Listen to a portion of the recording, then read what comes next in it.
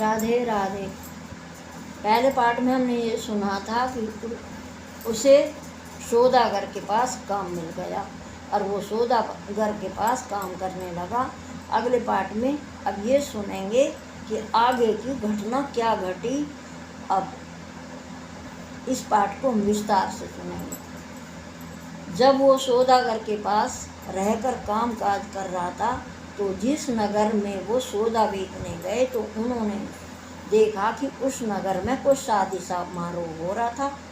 सौदागर को लगा कि शादी में तो मुझे भी जाना चाहिए और सौदागर उस शादी समारोह में चला गया और उसे अपने साथ ले गया अपना सामान पकड़ाने के लिए। और सौदागर और वो बसंत दोनों जाकर बैठ गए उस शादी समारोह में। सभी वहाँ जितने भी आए हुए राजा महाराजा नगरवासी जितने भी थे सब तो अपने ऊंचे सिंहासन बैठे थे और बसंत नीचे जमीन पे बैठा था। तभी लड़की के पिताजी ने घोषणा की कि देखो जी, मेरी हथनी आकर जिसका वरण करेगी उसी का साथ मैं अपनी बेटी का विवाह करूँगा। हथनी आई और हथनी ने अपनी सूंड में एक बड़ी सी माला ले रखी थी और हथनी घूमते घूमते सारे में घूम फिर के उसने बसंत के गले में माला डाल दी और उस लड़की का विवाह बसंत के साथ हो गया। ये बात सौदागर को चुभ गई कि ये मेरा 2 पैसे का नौकर और इसकी शादी इससे हो गई। और वो दोनों उसी पानी के जहाज पे आ गए, पति पत्नी सौदागर और तीनों अपना पानी का जहाज चलने लगा और दोनों पति पत्नी बात कर रहे थे। क्या बात कर रहे थे? वो कह रही थी उसकी दुल्हन, देखो जी मेरी हथनी कितनी समझदार है, उसने कैसे राजकुमार का वरण किया मेरे लिए। देखो आप मुझे कभी धोखा मत देना, मैं आपके बगैर कभी जिंदा नहीं रह सकती। बोले अगर मुझे मौत आ गई तो दूसरी शादी कर लेगी। बोली मैं दूसरी शादी तो बिल्कुल नहीं करूँगी। बोले आपके पिताजी करेंगे, अगर मैं मर गया तो आपके पिताजी दूसरी शादी करेंगे। बोले मैं करूँगी ही नहीं। बोले आपकी चलेगी ही नहीं। बोले अगर आपके पिताजी मैं मर जाऊँ और आपके पिताजी दूसरी शादी करने लगे तो तू एक शर्त रख देना। क्या शर्त रखूँ? कि कोई मुझे रूप बसंत का किस्सा सुनवा दो तो मैं शादी कर लूँगी। और ये बात पति पत्नी दोनों कर रहे थे। तभी सौदागर ने उसे कहा रे चल मेरे लिए पानी लेके आ, मुझे पानी पीना है। जैसे उसने पानी के लिए नीचे दरिया में हाथ बढ़ाया तो सौदागर ने उसे धक्का दे दिया और वो पानी में गिर गया।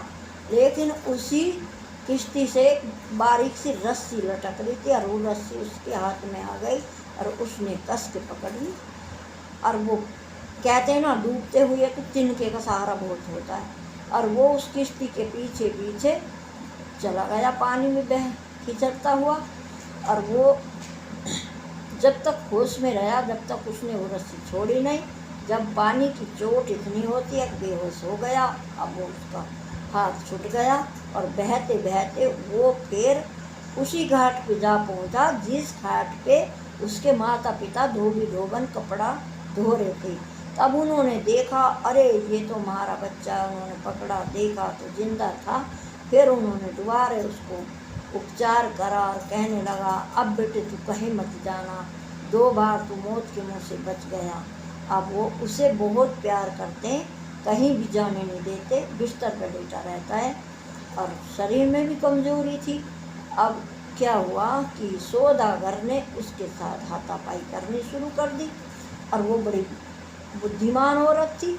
उसने कहा, देखो सौदागर आप बहुत धनवान हो, अगर आपको अभी तो मेरी शादी हुई है और अभी मैं विधवा हो गई, अभी तो मैं विधवा हूँ, आप मेरे साथ बदतमीजी मत करना। अगर आपको मैं चाहिए और आप मुझसे शादी करो तो मेरे पिता के घर छोड़ दो, मैं आपसे शादी कर लूँगी। उसे लगा ये ठीक कह रही है और उसे ले गया और उसके घर जाके उसके पिताजी को सौंप दी। कहा जिससे इसकी शादी हुई थी वो तो मर गया और अब इसकी शादी हमारे साथ कर दो। जब उसकी शादी होने लगी तो उसने अपने पिताजी से कहा, देखो पिताजी मैं शादी ज़रूर कर लूँगी, लेकिन मेरी एक शर्त है। बोले क्या शर्त है? बोले मुझे रूप बसंत का किस्सा सुनवा दो तो मैं शादी कर लूँगी। उसने कहा ठीक है, आज ही मैं महाराज के पास जाके रूप बसंत का किस्सा सुनवाने का ढिंढोरा करवा देता हूँ। और उस लड़की के पिताजी ने जाकर महाराज रूप से कहा कि महाराज, मेरी बेटी की शर्त है कि वो दूसरी शादी जब करेगी जब उसे कोई रूप बसंत का किस्सा सुना देगा। जैसे ही रूप बसंत का किस्से का नाम रूप ने सुना तो उसे एकदम सब कुछ याद आ गया और उसे लगा कि ये रूप बसंत का किस्सा तो हमारा किस्सा है। उसने कहा ठीक है, हम अभी करवाते हैं। उसने नगर में ढिंढोरा करवा दिया। जो रूप बसंत का किस्सा सुनाएगा उसे राजा आधा राज देगा।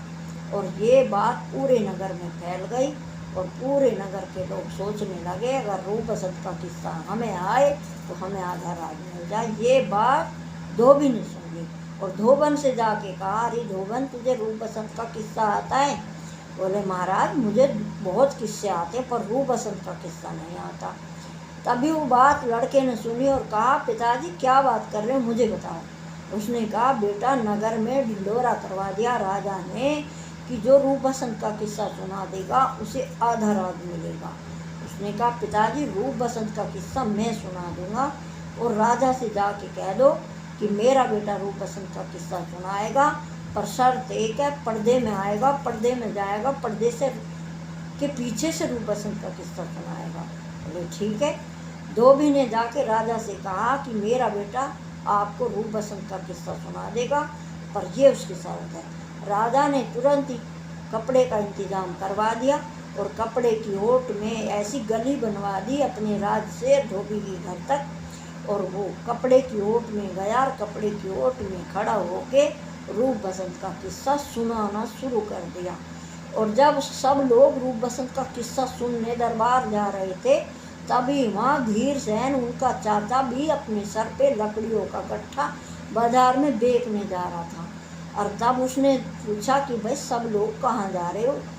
उनके रूप बसंत का किस्सा सुनने जा रहे। तुरंत उसने अपना गट्ठा फेंक दिया और वो भी रूप बसंत का किस्सा सुनने दरबार में आके बैठ गया। और जब उसने रूप बसंत का किस्सा शुरू करा तो कहाँ से करा? जहाँ से उसकी बोल लेने दरबार में गया था, वहाँ से शुरू करते करते उसने जब ये बताया कि जो दरबार में जनानिया मंत्री है वो शेर मारने गया था, तो वो शेर इसने नहीं मारा, वो शेर बसंत ने मारा था। वो उस जंगल में लकड़ी काट रहा था, लेकिन धोखे से जनानिया मंत्री ने उसे मार के नदी में फेंक दिया। और नदी में बहता हुआ वो एक धोबी धोबन के घाट पे पहुंच गया और धोबी धोबन ने उसे निकाल लिया। और वो बच्चा उनको अपने माता पिता मानता है, वे उसे बेटा मानते। फिर वो बच्चा बड़ा होकर संभल कर उस सौदागर के जिहाद पे काम करने आ गया। उसकी शादी एक लड़की से हो गई और सौदागर ने उसे पानी के बहाने नदी में धक्का दे दिया। और वो सौदागर अपनी बात सुने और जनानिया मंत्री अपनी बात सुने। वो दोनों उठने लगे वहाँ से और रूप के आंखों से आंसू बहने लगे। चाचा धीर सेन भी आंसू बहाने लगा। ये तो हमारा किस्सा है, ये आवाज़ तो हमारे बसंत की है। और जब उसने ये कहा कि आज जो लड़की रूप बसंत का किस्सा सुनना चाहती है तब शादी करेगा, और नहीं, वो बसंत की पत्नी है और मैं बसंत हूँ और मैं ये किस्सा कह रहा हूँ। ये बात सुनते ही तो रूप गद्दी छोड़कर पर्दे को फाड़ दिया और भैया को अपने गले लगा लिया। उधर से धीर सेन भाग लिया और उधर उसकी पत्नी भाग ली। सब मिल गए, आधा राज आधा राज। धोबी को क्या देना, धोबी को पूरा राज दे दिया। अपने दरबार में ही अपने माता पिता बनाकर धोबी धोबन को रख लिया और सब मिल गए। ये था हमारे रूप बसंत का किस्सा। किस्सा अच्छा लगे तो चैनल को सब्सक्राइब करना आप आगे हम आपको ऐसे किस्से लेकर आते रहेंगे। आप चैनल को सब्सक्राइब करोगे तो सबसे पहले आपको ही वीडियो अपलोड होते आपको ही मिलेगी। जय जय श्री राधे राधे।